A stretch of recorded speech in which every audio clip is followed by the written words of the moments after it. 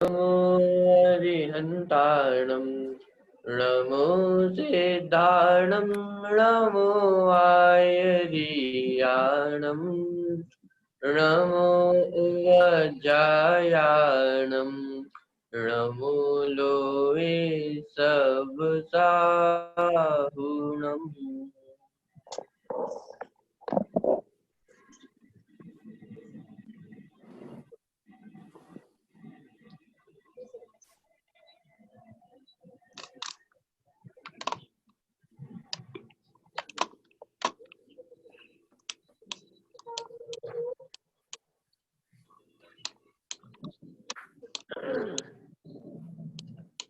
चलिए, हमारी चर्चा शक आवश्यक इस पे चल रही है।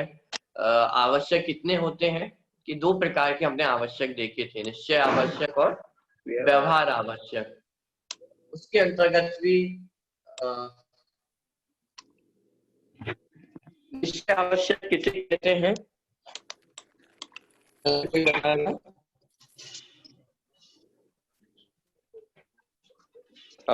ईला जी, आप बताएंगे निश्चय आवश्यक किसे कहते हैं? आत्मा में लीनता करना। आत्मा में लीनता करना।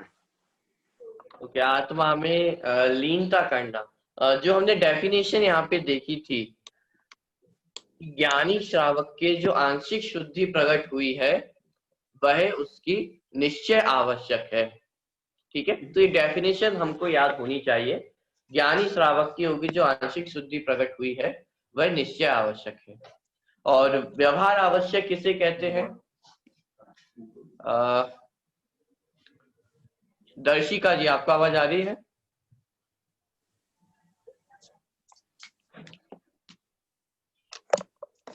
दर्शिका जी। हाँ जी। हाँ, व्यवहार आवश्यक किसे कहते हैं?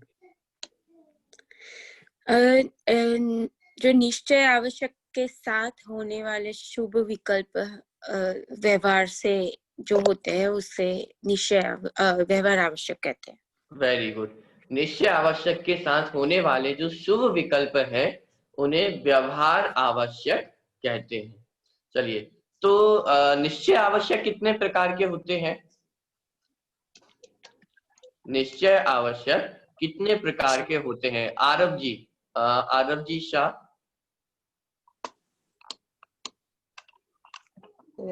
आरव जी। हाँ जी। निश्चय आवश्यक नहीं मालूम। निश्चय आवश्यक कितने प्रकार के होते हैं? एक। चलिए, निश्चय आवश्यक एक ही प्रकार के हैं कि आत्मा अपने आत्मा के आश्रय से जो शुद्धि प्रकट हुई है, ज्ञानी श्रावक की जो एक दिन शुद्धि प्रकट हुई है उसी का नाम है निश्चय आवश्यक। चलिए, व्यवहार आवश्यक कितने होते हैं? सोहम जी काले। सोहम जी काले, आपको आवाज आ रही है? हाँ जी। हाँ, व्यवहार आवश्यक 6 टाइप के। Very good. व्यवहार आवश्यक 6 प्रकार के होते हैं। आप नाम बता सकते हैं? हाँ, देव पूजा, गुरु उपासना, स्वाध्याय, तप, दान और संयम। Very good. देव पूजा, गुरु उपासना, स्वाध्याय, संयम, दान और तप।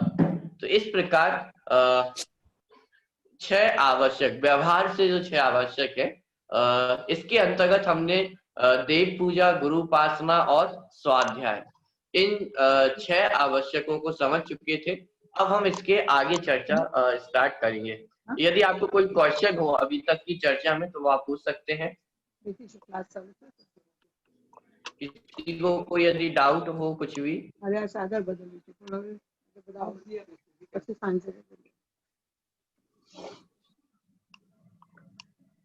हमें गुरु उपासना करता है। गुरु उपासना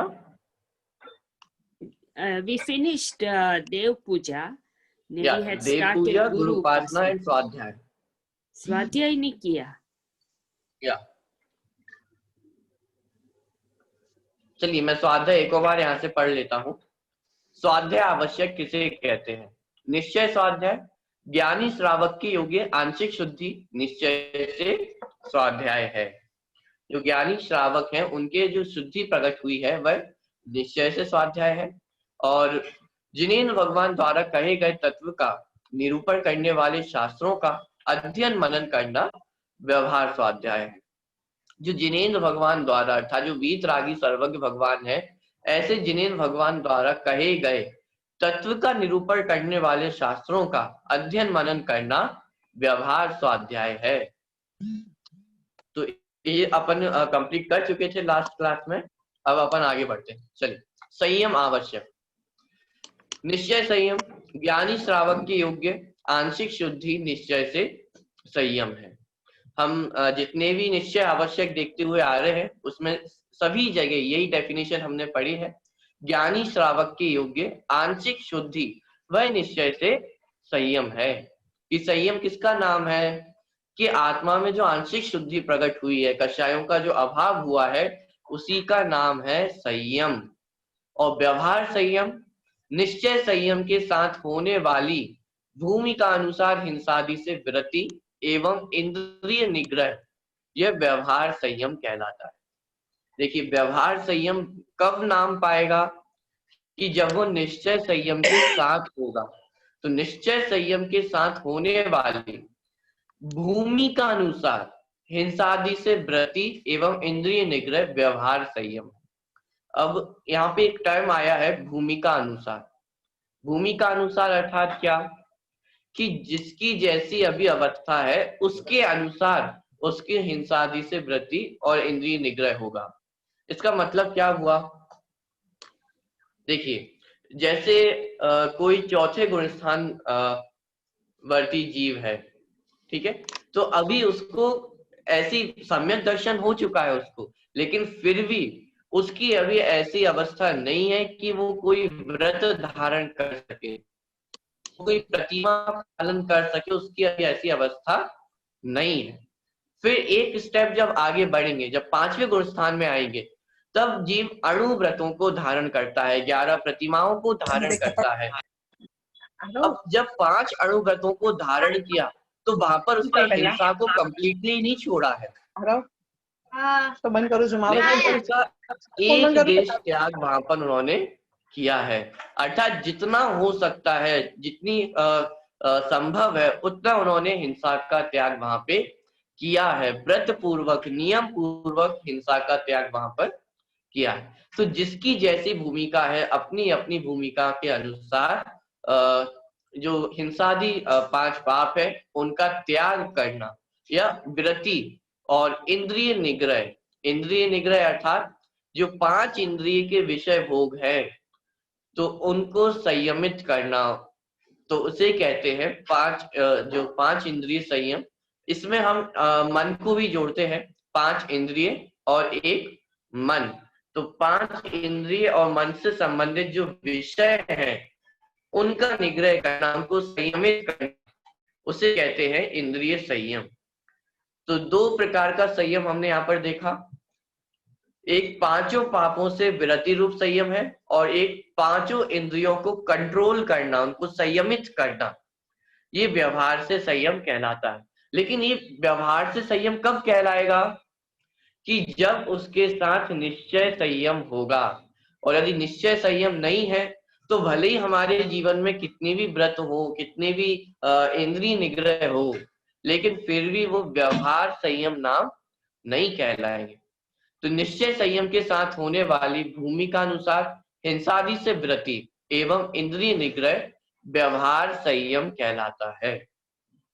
ठीक है, तो दोनों संयम हमने यहाँ पर देखे, निश्चय संयम और व्यवहार संयम। निश्चय संयम अर्थात जो ज्ञानी श्रावक के योग्य आंशिक शुद्धि प्रकट हुई है, जैसे अनंतानुबंधी कषाय के अभाव हुआ तो उसके अभाव में जो शुद्धि प्रकट हुई, उसके बाद अप्रत्याख्यानवर्ण कषाय का भी अभाव हुआ तो उसके अभाव में जो शुद्धि प्रकट हुई है उसका नाम है निश्चय संयम। और ऐसे निश्चय संयम के साथ होने वाली जो 5 पापों का त्याग है, विरति है और इंद्रियों का निग्रह है, उसका नाम है व्यवहार संयम। संयम अर्थात होता है कंट्रोल करना। संयम अर्थात कंट्रोल। तो किस पर हमें कंट्रोल करना है कि जो हमारे जीवन में 5 पाप होते थे अब उन पे कंट्रोल किया है। हमारे जो इंद्रियां हैं जो विषयों के पीछे दौड़ती थी, भागती थी, सुखी होने के लिए हम विषयों के पीछे भागते थे, तो उनको कंट्रोल करना, इसका नाम है संयम। तो ये जो संयम है वो व्यवहार संयम, और ये व्यवहार संयम कब सार्थक होगा, कब सच्चा कहलाएगा, कि जब वो निश्चय संयम के साथ होगा। ठीक है, चलिए। तो इस प्रकार जो था संयम आवश्यक, उसको हमने देखा। आगे बढ़ते हैं। तप आवश्यक। देखिए, निश्चय तप किसे कहते हैं? ज्ञानी श्रावक के योग्य आंशिक शुद्धि अर्थात शुभाशुभ इच्छाओं का निरोध, वह निश्चय से तप है। ज्ञानी श्रावक के योग्य जो आंशिक शुद्धि अर्थात शुभाशुभ इच्छाओं का निरोध, उसका नाम क्या है?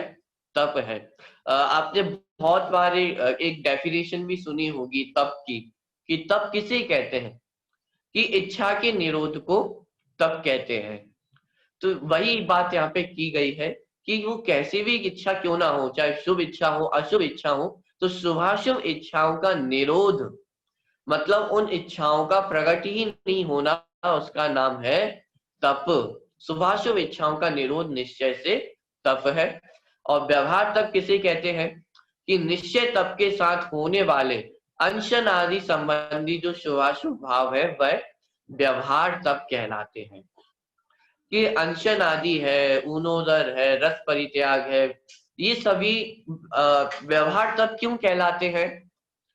वे सभी व्यवहार तप इसलिए कहलाते हैं क्योंकि इन सभी के करने पर जो हमारी इच्छाएं हैं उनका निरोध होता है। कैसे होता है? जैसे मान लीजिए आपने अनशन रखा है, अनशन नाम का आपने तप रखा है, तो अनशन जब हम तप करते हैं तो जो हमारी भूख की इच्छा है, जो हमारे खाने पीने की इच्छा है, उसको हम कंट्रोल करते हैं कि वो प्रकट ही ना हो, तो इसलिए उसे व्यवहार से तप कहा गया है। तो निश्चय तप के साथ होने वाले जो अनशनादि संबंधी शुभाशुभ भाव है वह व्यवहार तप कहलाते हैं। ठीक है, तो निश्चय तप, शुभाशुभ इच्छाओं का निरोध, वह निश्चय से तप है, और अनशन आदि संबंधी जो शुभाशुभ भाव है वह व्यवहार से तप कहलाते हैं। चलिए, अंतिम जो आवश्यक है, दान आवश्यक। निश्चय दान किसे कहते हैं? कि ज्ञानी श्रावक के योग्य आंशिक शुद्धि निश्चय से अपने को शुद्धता का दान है। अब देखिए यहाँ पर क्या कह रहे हैं कि वास्तविक दान, निश्चय दान क्या है? कि जो ज्ञानी श्रावक के योग्य आंशिक शुद्धि प्रकट हुई है ना, कि वही निश्चय से अपने को शुद्धता का दान है। निश्चय दान में कितनी चीजों की जरूरत है? जैसे कोई भी हम दान देते हैं तो 3 चीजों की जरूरत होती है। सबसे पहले तो दान करने वाला होना चाहिए, दाता। फिर जिस वस्तु का दान देना है वो वस्तु हमारे पास होनी चाहिए, और जिसको हम दान दे रहे हैं ऐसा वो व्यक्ति। तो ये 3 चीजें हमारे पास होनी चाहिए। दाता होना चाहिए, वस्तु होनी चाहिए, और वो पात्र होना चाहिए। तो ये दान की एक सामान्य प्रक्रिया है कि यदि किसी को हमें दान करना है तो दान में ये 3 चीजें जरूरी है, दान देने वाला, वस्तु और दान लेने वाला। लेकिन निश्चय दान में हमें कितनी चीजें चाहिए? 3। सोचिए, निश्चय दान में हमें कितनी वस्तुएं चाहिए? चलिए, 1। मुझे 2 आंसर यहाँ पर मिले हैं। किसी ने कहा 3 और किसी ने कहा 1। अच्छा, तो जिन्होंने 3 कहा, तो 3 कौन सी चीजें हमें चाहिए निश्चय दान में?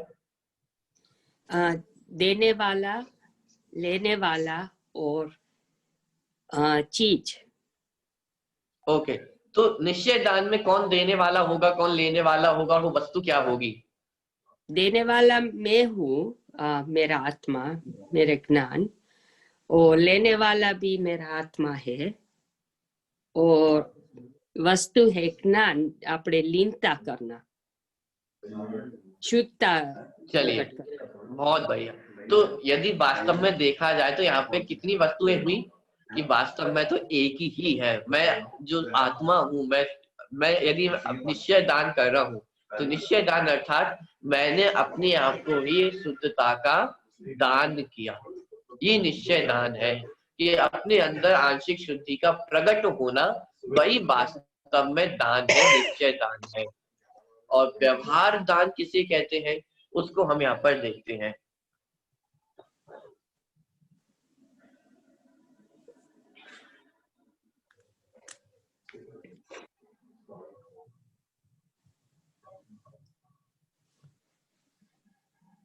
देखिए, व्यवहार दान स्व और पर के अनुग्रह के लिए धनादि देना वह व्यवहार दान है। किसके अनुग्रह के लिए? स्व और पर, स्व के अनुग्रह के लिए और पर के अनुग्रह के लिए धनादि देना व्यवहार दान है। तो इस पे कितनी चीजें होंगी व्यवहार दान में? कि 3 चीजें, दान देने वाला, दान लेने वाला और वो वस्तु। तो स्व और पर के अनुग्रह के लिए धनादि का दान देना वह व्यवहार दान है। अब आगे चल के हम ये भी देखेंगे कि ये दान कितने प्रकार का होता है, हम किस किस वस्तु का दान दे सकते हैं, किसका दान दिया जाता है, उसको हम यहाँ पे देखेंगे। उससे पहले हम एक बात और अपन देखें कि जो दान दिया जाता है उसमें दूसरे का तो हम उद्धार कर ही रहे हैं, दूसरे पे तो हम उपकार कर ही रहे हैं, लेकिन यहाँ पे क्या लिखा? स्व और पर के अनुग्रह के लिए धनादि देना व्यवहार दान है। दान देके हम दूसरे पे तो उपकार कर ही रहे हैं, दूसरे की तो हम सहायता कर ही रहे हैं, लेकिन दान देने से हम अपना भी जो अनुग्रह है, जो हम अपना उपकार कर रहे हैं, अपने ऊपर हम उपकार कर रहे हैं। व्यवहार दान देके हम दान देके हम ऐसे मान का पोषण ना करें कि देखो मैंने इतना दान दिया, मैंने ये दिया, मैंने वो दिया, कि नहीं, वास्तव में वो दान देके हमने अपने ऊपर ही उपकार किया है, किसी दूसरे पर उपकार कहाँ किया हमने? या हमने अपनी ही इच्छाओं को तो कंट्रोल किया है, हमने अपना ही परिग्रह तो कम किया है।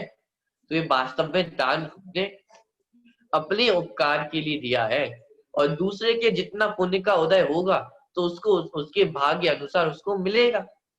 तो इस प्रकार ये निश्चय दान और व्यवहार दान, ज्ञानी श्रावक की जो आंशिक शुद्धि प्रकट हुई है वह निश्चय से शुद्धता का दान है, और स्व पर के अनुग्रह के लिए धनादि देना वह व्यवहार दान है। देखिए, व्यवहार दान के कितने प्रकार हैं? 4 प्रकार का दान यहाँ पर बताया गया है। आहार दान, औषधि दान, अवय दान और ज्ञान दान। कितने प्रकार का दान है? 4 प्रकार का। आहार दान, औषधि दान, अवय दान और ज्ञान दान। देखिए, सबसे पहले आहार दान। विधि, द्रव्य, दाता और पात्र की विशेषता सहित देश काल के अनुसार शुद्ध सात्विक भोज्य सामग्री पात्र को देना वह आहार दान है। देखिए, कितनी बातों का यहाँ पे ध्यान रखा गया है। विधि, द्रव्य, दाता और पात्र की विशेषता सहित देश काल के अनुसार शुद्ध सात्विक भोज्य सामग्री पात्र को देना वह आहार दान है। इसका मतलब हमें आहार दान देते समय कितनी बातों का ध्यान रखना चाहिए? कि विधि का, कि किसको किस विधि से आहार दान दिया जाता है। जैसे आपके घर में यदि कोई आपके साधर्मी भाई बंधु आते हैं तो उनको आहार देने की अलग विधि होगी। आपके घर में यदि मुनिराज आते हैं तो उनको आहार देने की विधि अलग होगी। तो किसको किस विधि से दान दिया जाता है, किसको किस विधि से आहार दिया जाता है, उसका हमें ज्ञान होना चाहिए। उसके बाद विधि के बाद द्रव्य। द्रव्य अर्थात वो वस्तु, कि हम किस वस्तु का दान दे रहे हैं। अब जैसे हम आहार दान दे रहे हैं तो आहार दान देने में का मतलब यह नहीं है कि हम जो कुछ बचा कुचा हो घर में सड़ा हुआ सामान हो वो हम दान दे दें, कि उसका नाम आहार दान नहीं है। कि वो द्रव्य कैसा होना चाहिए, कि एकदम शुद्ध होना चाहिए। तो द्रव्य का हमें ध्यान रखना चाहिए, और इसके साथ साथ वो भक्ष्य होना चाहिए, कि हम आलू का आहार दान दे दें, हम अवक्ष्य पदार्थों का आहार दान दे दें, कि नहीं। तो द्रव्य का भी हमें ज्ञान होना चाहिए कि वो द्रव्य एकदम शुद्ध हो। तो विधि का ज्ञान हो, द्रव्य का ज्ञान हो, दाता और पात्र, कि भाई कौन दान दे सकता है और कौन वो सच्चा पात्र कौन है वो लेने का, तो उसका भी हमें ध्यान होना चाहिए। तो सही दाता हो, सही पात्र हो। तो विधि, द्रव्य, दाता और पात्र की विशेषता सहित देश काल के अनुसार किस क्षेत्र में हम रह रहे हैं, किस काल में अभी हम रह रहे हैं, तो उसके अनुसार हमें दान देना चाहिए। जैसे मान लीजिए बहुत ठंड का समय चल रहा है और उस समय आप किसी को आइसक्रीम खिलाएं, किसी को आप उस समय कुछ ठंडा दें, तो ये उचित आहार दान नहीं होगा। क्यों? क्योंकि ठंड के समय में यदि आप कोई ठंडी वस्तु से खाने देंगे तो बीमार हो जाएगा। तो इसलिए हमें देश काल का भी, कि किस जगह पर हमें क्या दान देना चाहिए, किस समय पर क्या देना चाहिए, इस सब का हमें ज्ञान होना चाहिए। तो देश काल के अनुसार शुद्ध सात्विक भोज्य सामग्री पात्र को देना वह आहार दान है। तो इस आहार दान के देने में हमारी भी बहुत बड़ी जिम्मेदारी होती है कि हम किसको कैसा आहार दे रहे हैं। ऐसा तो नहीं कि घर में 2-3 दिन से कोई खाना रखा था, खराब हो रहा था, तो चलो हम उसको दान कर दें, कि नहीं, वो सच्चा आहार दान नहीं है। आहार दान कैसा होना चाहिए कि शुद्ध सात्विक हो, जो स्वास्थ्य के लिए हानिकारक ना हो, देश काल की मर्यादा को लिए हुए हो, उचित पात्र को दिया गया हो।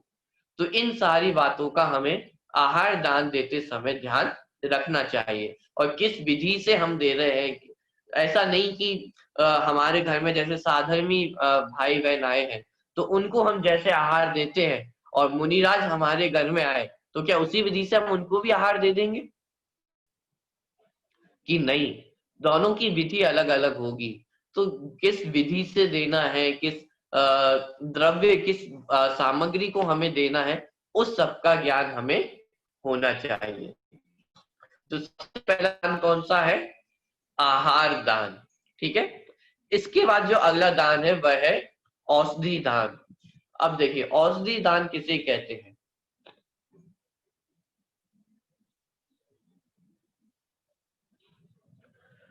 आकुलता नष्ट करने के लिए, रोग को दूर करने के लिए शुद्ध सात्विक औषधि दान, औषधि देना औषधि दान है।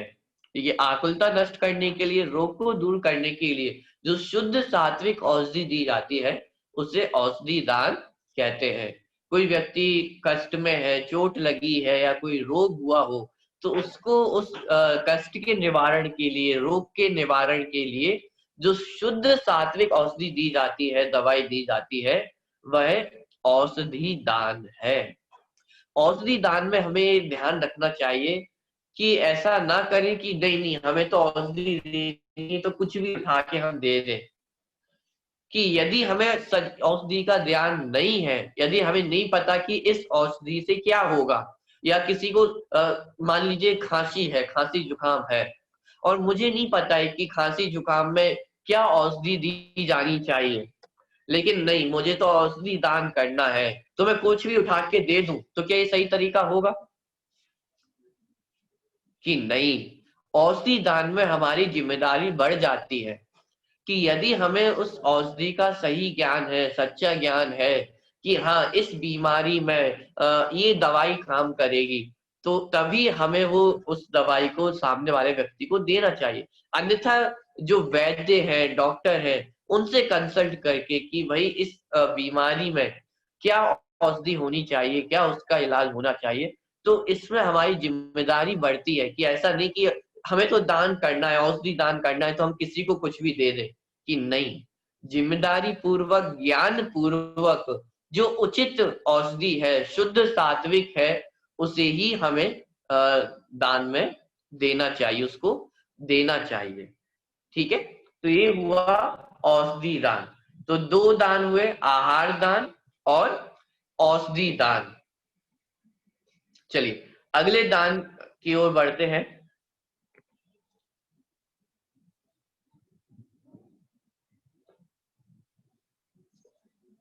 अगला दान है अभय दान। अपनी ओर से प्राणी मात्र को कष्ट नहीं देना, उन्हें निर्भय कर देना, संरक्षण देना तथा भय मुक्त करना अभय दान है। अभय, भय अर्थात डर और आ अर्थात नहीं, तो डर का नहीं होना अर्थात निर्भय करना। किसी व्यक्ति को हमारे कारण डर ना लगे, उसके सारे कष्टों को दूर करना, उसको संरक्षण देना, सुरक्षा देना, सेफ्टी देना, ये सभी क्या है? अभय दान है। इस अभय दान का मतलब क्या हुआ? अभय दान मतलब क्या? कि अभय दान का मतलब ये है कि कोई व्यक्ति यदि कष्ट में है या यदि कोई व्यक्ति किसी वस्तु से डरता है, तो उसको उसके कष्ट से दूर करना, उसको उसके डर से दूर करना, या किसी को यदि संरक्षण की आवश्यकता है, यदि किसी को शेल्टर चाहिए या किसी को कोई सेफ्टी चाहिए, तो हमसे जितना बन सके, जिस प्रकार बन सके, तो सामने वाले व्यक्ति की सहायता करना, उसकी मदद करना, उसके डर को दूर करना, उसकी रक्षा करना, तो इसे कहते हैं अभय दान। ठीक है, तो 3 प्रकार के दान अभी हमने देखे हैं, आहार दान, औषधि दान, अभय दान। अंतिम दान है ज्ञान दान। ज्ञान दान अर्थात क्या? कि जैसे शब्द से ही हम देख सकते हैं कि जो ज्ञान हमारे पास है उसे अन्य लोगों के साथ भी बांटना, उसका नाम है ज्ञान दान। चलिए डेफिनेशन हम देखते हैं, ज्ञान दान की डेफिनेशन क्या है। देखिए, आत्मज्ञान तथा सम्यक रत्नात्रय को प्रकट करने में निमित्त भूत उपदेश देना अथवा वीतरागता के पोषक शास्त्र आदि देना, उसे ज्ञान दान कहते हैं। कि आत्मज्ञान, सम्यक रत्नात्रय को प्रकट करने में जो निमित्त भूत हो, ऐसे जो तत्वों का उपदेश है वो देना अथवा शास्त्र आदि को भेंट करना, वह क्या कहलाता है? ज्ञान दान कहलाता है। ठीक है, तो सामने वाले व्यक्ति को हमें कभी ऐसा नहीं सोचना चाहिए कि भाई मुझे तो इतना ज्ञान है, तो मैं क्यों अपना ज्ञान किसी सामने व्यक्ति से बांटूं, मैं क्यों उसे अपना ज्ञान दूं? कि नहीं, ज्ञान कैसा दान है जो बांटने से और बढ़ता ही है। ज्ञान एक ऐसी वस्तु है जिसको हम जितना बांटेंगे उतना ही हमारा ज्ञान बढ़ता चला जाएगा। तो ज्ञान दान देने में हमें कभी कंजूसी नहीं करनी चाहिए कि मैं क्यों सामने वाले व्यक्ति की मदद करूं, मैं क्यों उसे ज्ञान दूं, वो सुने तो मैं सुनाऊं। कि जितना हमारे पास ज्ञान है तो उसे हमें बांटना चाहिए। कि यदि हमारा उस ज्ञान से हित हुआ है, यदि हमें सम्यक की प्राप्ति हुई है, तो उस तत्व को, उस तत्व का जो ज्ञान है उसे हम जन जन तक पहुंचाए, जन जन तक उसको बांटे, तो ये ज्ञान दान है। अथवा शास्त्रों को भेंट करना, जो किताबें हैं उनको भेंट करना, उसे भी ज्ञान दान की कैटेगरी में लिया जाता है। तो ये मुख्य रूप से 4 प्रकार का दान है, आहार दान, औषधि दान, अभय दान और ज्ञान दान। ठीक है, तो ये 4 प्रकार का दान है और ये हमारा आवश्यक है कि हमें अपने जीवन में अवश्य इस प्रकार के जो दान है वो हम अपने जीवन में करना चाहिए। तो कभी किसी व्यक्ति को भोजन की आवश्यकता है, आहार की आवश्यकता है, तो हम आहार दान दें।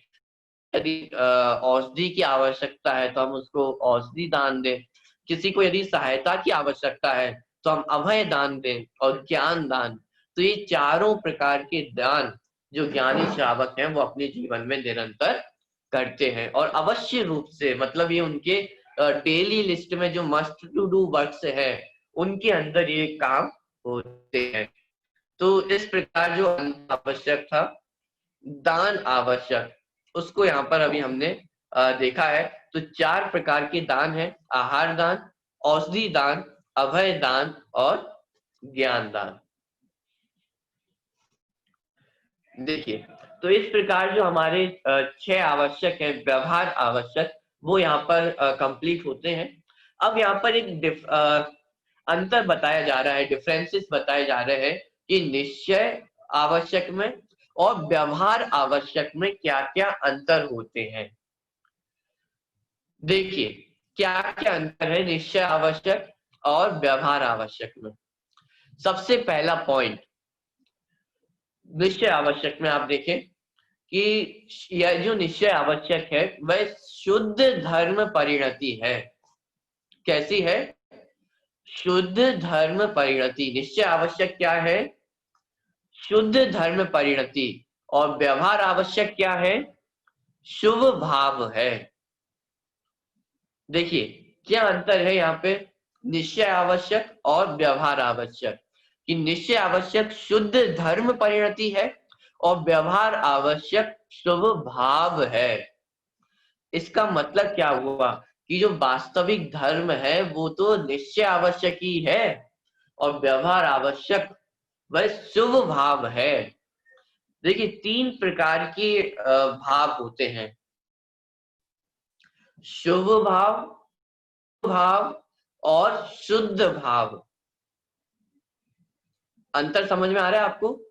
शुभ, अशुभ, शुद्ध।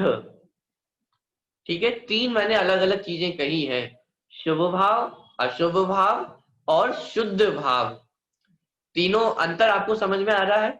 कोई रिपीट कर सकता है? रंजन जी, आपको आवाज आ रही है मेरी? हाँ, आ रही है। हाँ, 3 प्रकार के कौन से भाव हैं? शुभ भाव, अशुभ भाव एंड शुद्ध भाव। Very good. शुभ भाव, अशुभ भाव और शुद्ध भाव।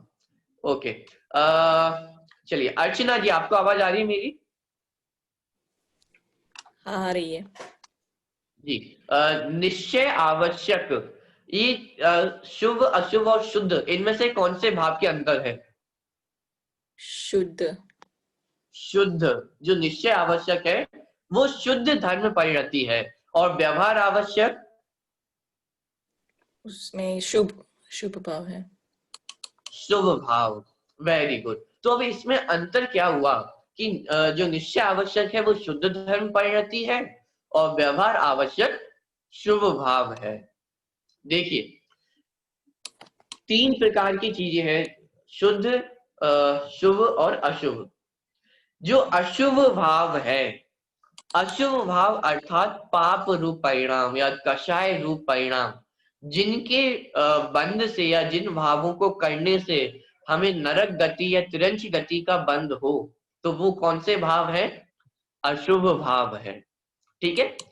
शुभ भाव जो अच्छे भाव है, जैसे पूजन आदि के भाव है, मंदिर आदि जाने के भाव है, देव दर्शन आदि के भाव है, तो ये जो शुभ भाव है इनसे हमें मनुष्य गति या स्वर्ग गति प्राप्त होती है। तो ये कौन से भाव है? शुभ भाव है। लेकिन यदि हम इन दोनों को देखें तो अशुभ भाव से हमें मोक्ष मिला क्या? कि अशुभ भाव से तो हमें मोक्ष नहीं मिला। अच्छा, तो शुभ भाव से मोक्ष मिला क्या? नहीं। कि शुभ भाव से भी हमें मोक्ष नहीं मिला। तो इसका मतलब हमें सुखी करने में अशुभ भाव तो हमें सुखी कर ही नहीं सकते, लेकिन शुभ भाव भी हमें सुखी करने वाले नहीं है। सच्चा धर्म ये शुभ भाव भी नहीं है, क्योंकि धर्म किसे कहना कि जिससे हमें मोक्ष की प्राप्ति हो, सच्चे सुख की प्राप्ति हो, उसी का नाम तो धर्म है। तो धर्म हम उसे कहेंगे जिससे हमें मोक्ष की प्राप्ति हो, सुख की प्राप्ति हो। तो अशुभ भाव से तो हमें मोक्ष नहीं मिला, लेकिन शुभ भाव से भी हमें मोक्ष नहीं मिला। तो मोक्ष की प्राप्ति या सुख की प्राप्ति हमें कौन से भाव से होती है? शुद्ध भाव से। तो इसलिए जो निश्चय आवश्यक है वो शुद्ध धर्म परिणति है, और जो व्यवहार आवश्यक है वो शुभ भाव है। अंतर समझ में आ रहा है आप सभी को? ओके, चलिए आगे बढ़ते हैं। तो सबसे पहला अंतर हमने क्या देखा कि निश्चय आवश्यक शुद्ध धर्म परिणति है और व्यवहार आवश्यक शुभ भाव है। चलिए आगे बढ़ते हैं। सेकंड पॉइंट निश्चय आवश्यक बंध के अभाव का कारण है और व्यवहार आवश्यक पुण्य बंध का कारण है। आसान है कि जो निश्चय आवश्यक है वो बंध के अभाव का कारण है और व्यवहार आवश्यक से बंध का अभाव नहीं होता है बल्कि पुण्य का बंध होता है। ठीक है, तो निश्चय आवश्यक बंध का अभाव करने वाले हैं और व्यवहार आवश्यक पुण्य का बंध करने वाले हैं। हाँ, इतना जरूर है कि व्यवहार आवश्यक से हमें पाप का बंध नहीं होगा, पाप के बंध से हम बचेंगे, लेकिन अंत में तो व्यवहार आवश्यक पुण्य बंध का ही कारण है। लेकिन इस बंध के अभाव का कारण कौन है? निश्चय आवश्यक। अच्छा, मैं आपसे एक प्रश्न पूछता हूँ, क्या पुण्य के बंध से या पुण्य के उदय से हमें मोक्ष की प्राप्ति हो सकती है? नहीं। कि अरे हमारे बहुत पुण्य का उदय है कि हमें तो मोक्ष की प्राप्ति हो जाएगी। कि मोक्ष की प्राप्ति पुण्य के उदय में नहीं होती है बल्कि पुण्य का अभाव करके मोक्ष की प्राप्ति होती है। पॉइंट समझ में आ रहा है आपको? कि हम ये मन में ना सोच के बैठे कि भाई पुण्य का उदय होगा तब हमें मोक्ष की प्राप्ति हो जाएगी, कि नहीं, पुण्य के उदय में मोक्ष की प्राप्ति नहीं होगी, पुण्य का अभाव करके मोक्ष की प्राप्ति होती है। तो निश्चय आवश्यक वह बंध के अभाव का कारण है और व्यवहार आवश्यक वो पुण्य बंध का ही कारण है। ठीक है, चलिए आगे बढ़ते हैं। निश्चय आवश्यक मात्र ज्ञानी जीव के ही होते हैं और व्यवहार आवश्यक मंद कषाय वाले अज्ञानी जीव के भी हो सकते हैं। कि निश्चय आवश्यक तो ज्ञानी जीव को ही होंगे, किसी भी अज्ञानी जीव को निश्चय आवश्यक नहीं हो सकते। लेकिन व्यवहार आवश्यक अज्ञानी जीव को भी हो सकते हैं। कि मंद कषाय होती देखी जाती है कि कोई भी व्यक्ति हो, हम सामान्यतः लोक में भी देखते हैं कि व्यक्ति दान देते हुए हमें दिख जाते हैं, मंदिर जाते हुए हमें दिखते हैं। तो मंद कषाय वाले अज्ञानी जीव को भी ये व्यवहार आवश्यक तो हो सकते हैं, लेकिन निश्चय आवश्यक मात्र ज्ञानी जीव को ही होते हैं, अज्ञानी जीव को निश्चय आवश्यक नहीं होते हैं। आगे देखते हैं कि निश्चय इसमें ज्ञानी जीव का डेफिनेशन क्या होगा? ज्ञानी जीव अर्थात सम्यक दृष्टि जीव। Okay, thank you. ठीक है, तो सम्यक दृष्टि जीव अर्थात चौथे गुण स्थान से, तो चौथे गुण स्थान से ऊपर के जीवों को ही ये निश्चय आवश्यक होगा। ज्ञानी अर्थात कषायों का अभाव हुआ हो, जिसको शुद्धि प्रकट हुई हो। तो शुद्धि किसको प्रकट होगी? कि जिसको कषायों का अभाव होगा। तो कषायों का अभाव किसको हुआ? कि सम्यक दृष्टि जीव को ही कषायों का अभाव हुआ है। यहाँ पर इस बात को आप ध्यान रखें कि व्यवहार आवश्यक में लिखा है मंद कषाय, और जब हम निश्चय आवश्यक में बात करेंगे तो वहां पर कषायों के अभाव की बात है, मंद कषाय की बात नहीं है। जैसे एक होता है गुस्सा मंद होना, कम होना, और एक होगा गुस्से का अभाव होना, कि गुस्सा आना ही नहीं। तो दोनों बातों में अंतर है या नहीं है? कि भाई जो ज्ञानी जीव होगा उसको तो गुस्सा आएगा ही नहीं, लेकिन जो अज्ञानी जीव है क्या वो भी 24 घंटे आपको गुस्सा करते हुए दिखाई देते हैं? कि नहीं, उनकी भी यदि मंद कषाय हो तो वो भी दान देते हुए हमें दिखाई देंगे, क्षय आवश्यक हमें करते हुए दिखाई देंगे। तो इसलिए यहाँ पर कहा कि मंद कषाय के कारण अज्ञानी जीव को भी व्यवहार आवश्यक जीवन में होते दिखाई दे सकते हैं, लेकिन निश्चय आवश्यक किसको होंगे? कि मात्र ज्ञानी जीव को ही निश्चय आवश्यक होते हैं, अज्ञानी जीव को नहीं होते हैं। ठीक है, पॉइंट क्लियर है ये वाला? हाँ थैंक यू जी। ओके, चलिए आगे बढ़ते हैं।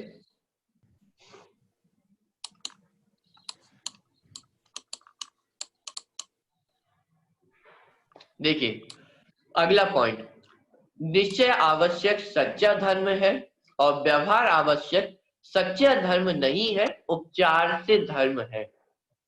कि निश्चय जो आवश्यक है वो कैसा है? सच्चा धर्म है, वास्तविक धर्म है। ये निश्चय धर्म, ये जो निश्चय आवश्यक है उसके माध्यम से ही हमें सुख की प्राप्ति हो सकती है। और व्यवहार आवश्यक कि सच्चा धर्म तो नहीं है, हाँ, लेकिन उपचार से इसे धर्म कहा जाता है। क्यों? क्योंकि ये निश्चय आवश्यक के साथ होता है, पाया जाता है, निश्चय आवश्यक के साथ साथ चलता है। कि जिसको अंदर से शुद्धि प्रकट हुई है तो उसको मंदिर जाने के भाव आए बिना रहते ही नहीं है, उसको मंदिर जाने के भाव अवश्य आएंगे। ठीक है, तो इसलिए जो वास्तविक धर्म है, सच्चा धर्म है, वो तो क्या है? निश्चय आवश्यक। और व्यवहार आवश्यक सच्चा धर्म तो नहीं है, लेकिन निश्चय आवश्यक के साथ होते हैं, इसलिए उसे भी धर्म कहा जाता है। जैसे हमने फ्रूट्स का एग्जांपल देखा था ना, कि जैसे केला है या मैंगो है, तो उसके छिलके को भी हम आम कहते हैं, मैंगो कहते हैं। क्यों? क्योंकि वो अंदर के वो जो दल है उसके साथ पाया जाता है, तो इसलिए उस पूरी को हम आम कहते हैं। तो क्या वास्तव में वो जो छिलका है वो भी खाने योग्य है?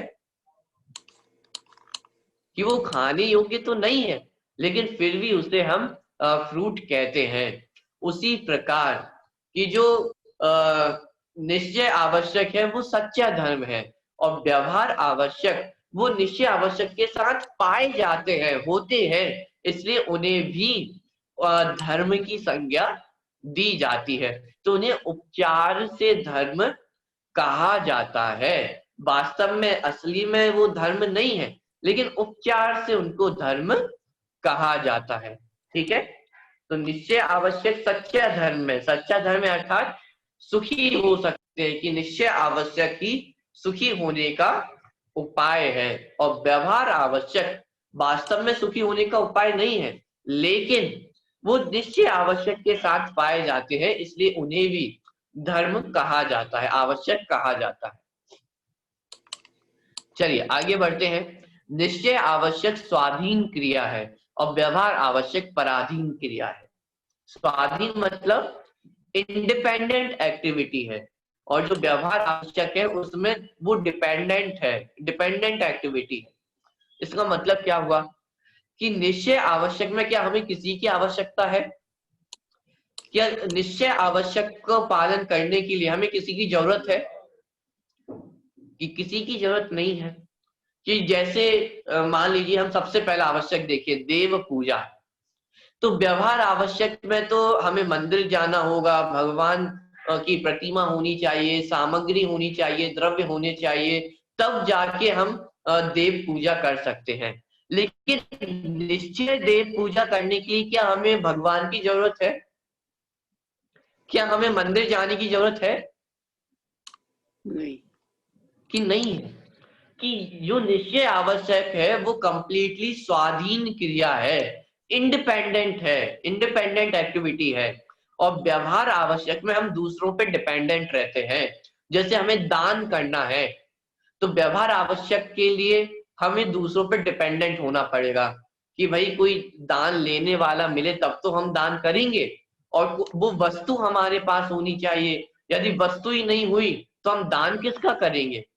तो व्यवहार आवश्यक में हम दूसरी चीजों पे डिपेंडेंट हैं, लेकिन निश्चय आवश्यक में क्या हम किसी पे डिपेंडेंट हैं? नहीं। कि नहीं है।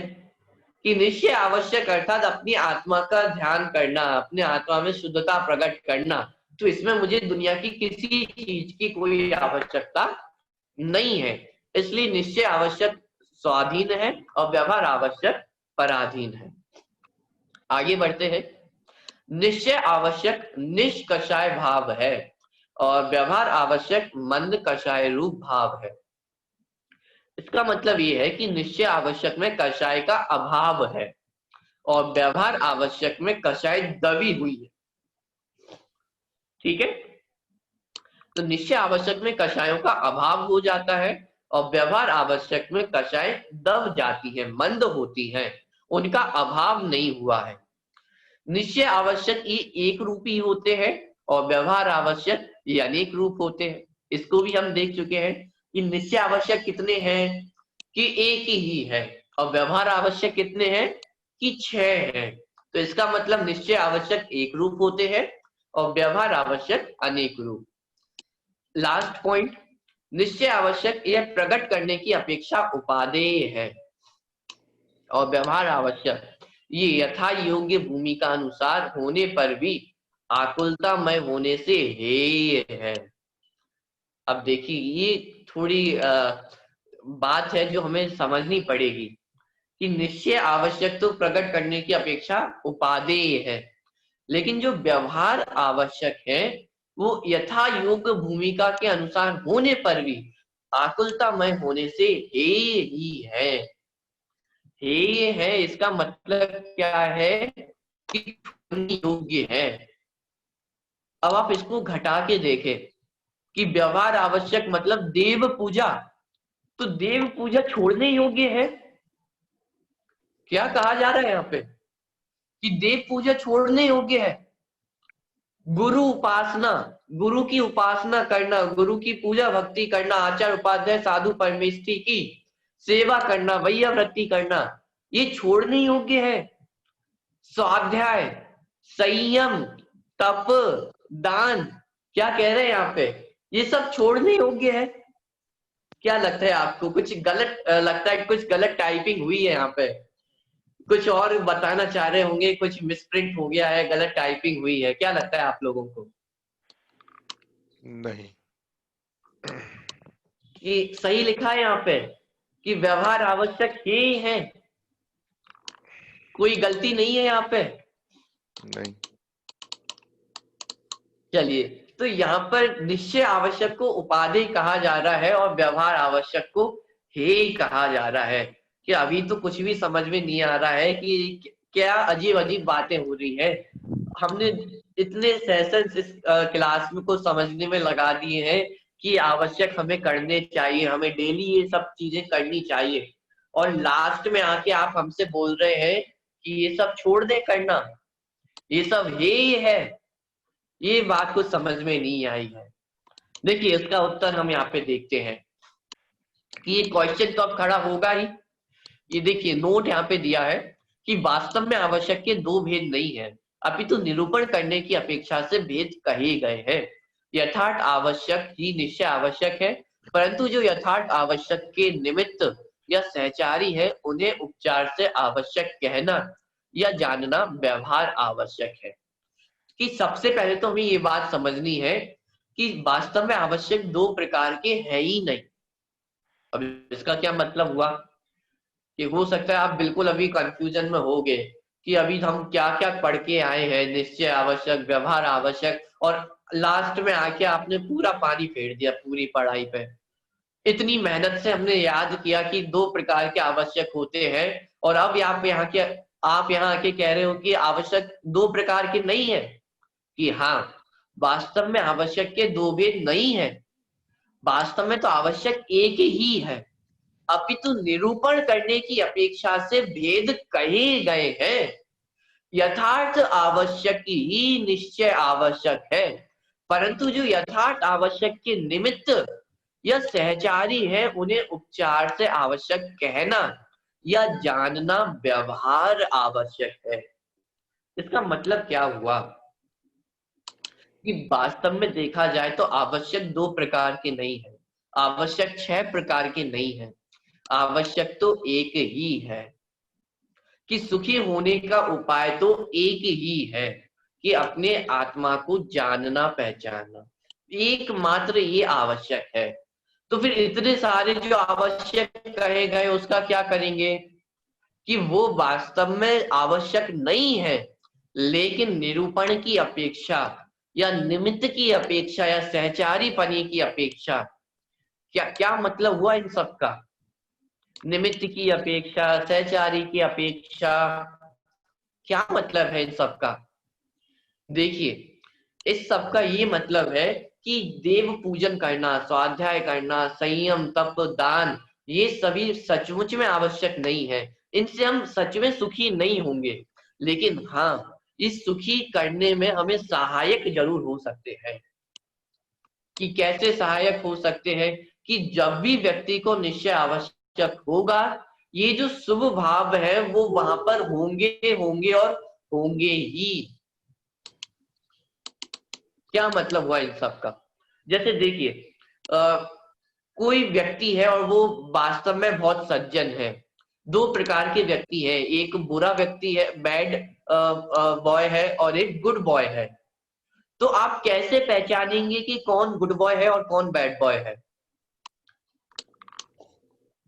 कि बाहर के लक्षण देख के तो हम पहचान सकते हैं कि यदि बाहर अच्छे से उठता बैठता है, अच्छे से बोलता है, अपने बड़ों की आज्ञा का पालन करता है, तो हम उसे क्या कहेंगे कि कौन है?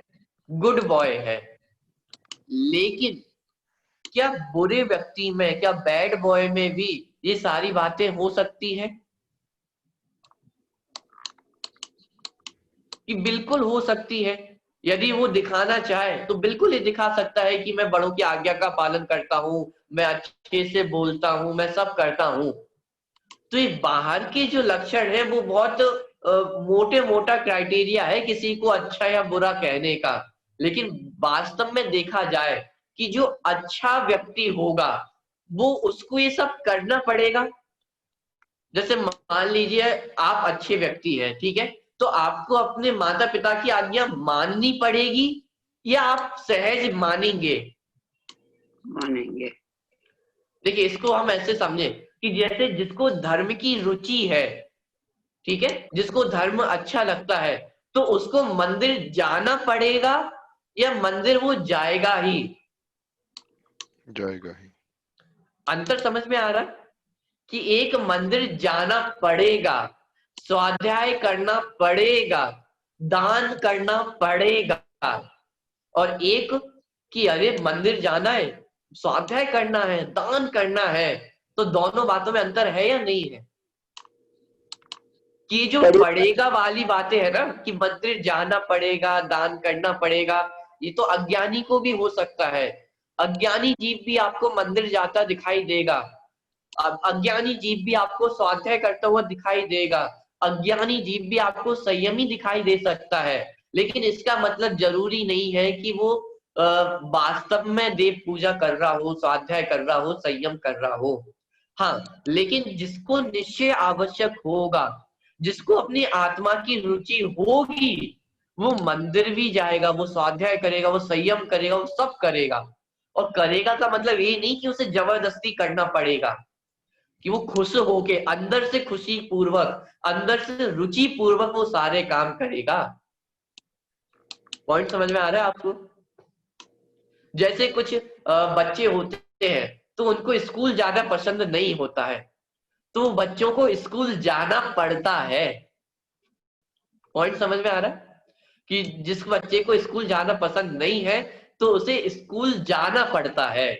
और मान लीजिए कोई ऐसा स्टूडेंट है जो पढ़ने में बहुत अच्छा है और अभी अभी एग्जाम हुए हैं, रिजल्ट क्लास में बताया जाने वाला है और उसे पता है कि हाँ मैं इस बार फर्स्ट आने वाला हूं, तो उस बच्चे को स्कूल जाना पड़ता है या खुशी खुशी स्कूल जाता है? खुशी खुशी जाता है। कि खुशी खुशी, यदि बाय चांस उस दिन उसके मम्मी पापा कह दें कि अरे आज स्कूल नहीं जाते हैं, तो मम्मी पापा को भी जबरदस्ती ले जाएगा कि नहीं मम्मी आज तो आपको स्कूल चलना पड़ेगा मेरे साथ।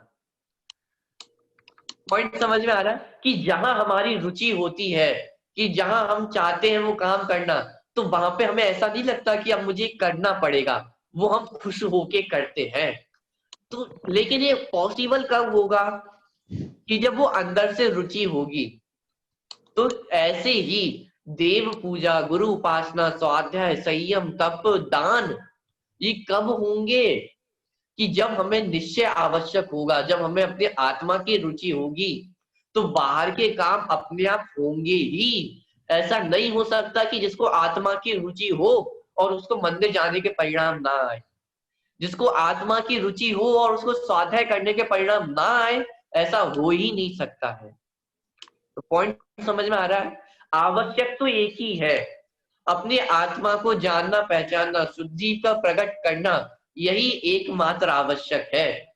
लेकिन बाहर की जितनी भी चीजें हैं जो शुभ विकल्प है वो होते ही हैं, इसलिए उन्हें भी आवश्यक कहा जाता है। इतना समझ में आया आप सभी को? यस और नो? यस। कोई कंफ्यूजन तो नहीं है कि अभी तक हम समझ रहे थे कि आवश्यक दो है, निश्चय आवश्यक, व्यवहार आवश्यक।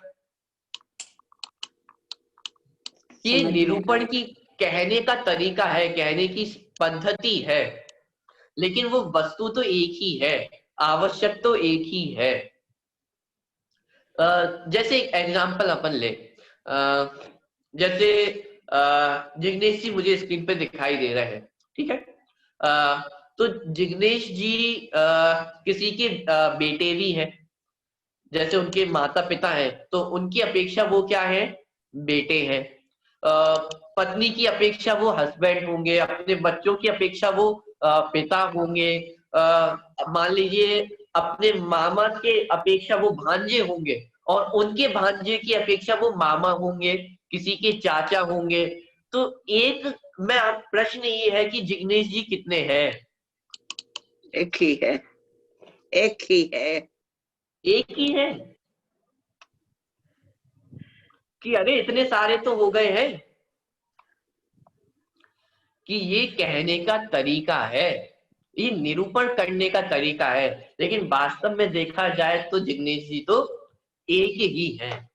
उसी प्रकार वास्तविक आवश्यक तो एक ही है, और वो क्या है? निश्चय आवश्यक। जो आत्मा का ध्यान है या शुद्धि की प्रकटता है, वही एकमात्र आवश्यक है। और बाकी जो व्यवहार से निरूपण किया गया है वो कहने का तरीका है, वो निश्चय आवश्यक में निमित्त होते हैं, सहचारी होते हैं, इस अपेक्षा उन्हें भी आवश्यक कहा जाता है। चलिए, तो अब हमारा प्रश्न तो दूसरा था। प्रश्न हमारे सामने ये था कि व्यवहार आवश्यक को आपने हे कहा है, और हे अर्थात छोड़ने योग्य। तो व्यवहार आवश्यक छोड़ने योग्य क्यों है? व्यवहार आवश्यक को छोड़ देंगे तो क्या कल से मंदिर जाना छोड़ दे, कल से स्वाध्याय करना छोड़ दे? क्या चाहते हो आप व्यवहार आवश्यक को हे कह के? देखिए शंका, यदि व्यवहार आवश्यक को हे अथवा बंध का कारण मानेंगे तो अज्ञानी जीव देव पूजन आदि करना भी छोड़ देंगे। क्या कहा जा रहा है यहाँ पे कि अरे भैया, यदि आप व्यवहार आवश्यक को हे कहोगे, बंध का कारण कहोगे, तो अज्ञानी जीव देव पूजन आदि करना भी छोड़ देंगे। देखो क्या निराकरण दिया है कि उपदेश सदैव ऊपर चढ़ने का दिया जाता है, नीचे गिरने का नहीं। देव पूजन आदि के शुभ भाव छोड़कर यदि अशुभ में जाएंगे तो पाप बंद करेंगे, अतः पाप कार्यों से छूटकर व्यवहार रूप आवश्यक पुण्य बंध का कारण होने से तो करने योग्य है, परंतु शुभ भाव ही प्रकट करने योग्य होने से व्यवहार आवश्यक में ही ना अटके, अतः उन्हें छोड़ने योग्य कहा गया है। क्या मतलब हुआ इसका कि भैया व्यवहार आवश्यक को हे कहा गया है, लेकिन इसका मतलब ये नहीं है कि आप ऊपर का काम छोड़ के और नीचे गिर जाएं, कि जो व्यवहार आवश्यक है वो पुण्य रूप कार्य है, तो पुण्य कार्यों को छोड़ के पाप कार्यों में जाने के लिए नहीं बोला जा रहा है। व्यवहार आवश्यक को हे इसलिए कहा है ताकि हम ऊपर चढ़ सके। कहाँ ऊपर चढ़ना है? कि हम शुद्ध भाव में पहुंच सके, धर्म जो सच्चा धर्म है उसको प्राप्त कर सके, इसलिए ये कहा कि व्यवहार आवश्यक भी हे है। लेकिन व्यवहार आवश्यक हे है इसका मतलब यह नहीं समझना कि कल से मंदिर जाना छोड़ दें, देव पूजन आदि करना छोड़ दें, स्वाध्याय करना छोड़ दें, संयम छोड़ दें, कि नहीं, यदि ये सब छोड़ दोगे तो कहाँ जाओगे? पाप कार्यों में ही तो जाएंगे। यदि मंदिर नहीं जाओगे तो कहाँ जाओगे? मूवी देखने जाओगे और कहीं जाओगे। स्वाध्याय नहीं करोगे, शास्त्रों को नहीं पढ़ोगे तो देश दुनिया की अखबारें पढ़ोगे, नो पढ़ोगे, दुनिया भर की उल्टी सीधी चीजें पढ़ेंगे। तो ये सब करने को मना नहीं है, लेकिन यहाँ पे अटकने को मना है कि यहाँ पे अटक के हमें नहीं रहना है, इससे हमें आगे बढ़ना है। इसलिए व्यवहार आवश्यक को भी क्या कहा? हे कहा है। पॉइंट समझ में आ रहा है आप सभी को कि व्यवहार आवश्यक हे क्यों है और निश्चय आवश्यक उपादेय क्यों है? कि उपदेश हमेशा ऊपर चढ़ने का ही दिया जाता है, नीचे गिरने का उपदेश नहीं दिया जाएगा। ठीक है, चलिए।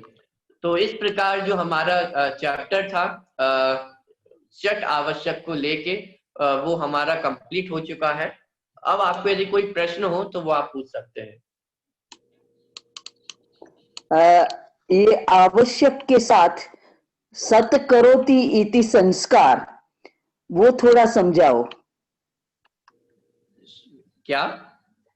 आवश्यक के साथ संस्कार, जैसे सत करोति इति संस्कार, तो आवश्यक है ये ऊपर चढ़ने के लिए उपादेय है, वो पूरा होएगा कि कभी सच्चा संस्कार पड़ गया है तो पीछे वो आपो आप छूट जाएगा, उसको छोड़ना नहीं पड़ेगा।